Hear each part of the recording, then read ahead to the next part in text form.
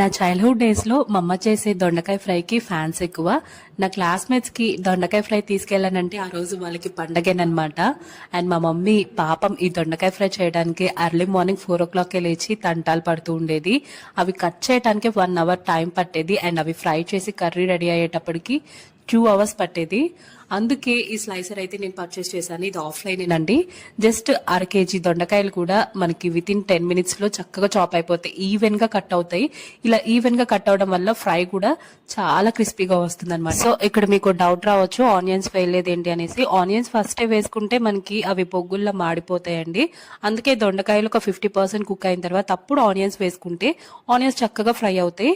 And last లో ఒక 5-6 వెల్లుల్లిపాయలు కచ్చపచ్చగా దంచి వేసుకుంటే కర్రీ కూడా చాలా టేస్టీగా ఉంటుంది. అండ్ చూస్తున్నారు కదా దొండకాయ ఫ్రై ఎంత పొడి పొడిలాడితే ఎంత క్రిస్పీగా వచ్చిందో.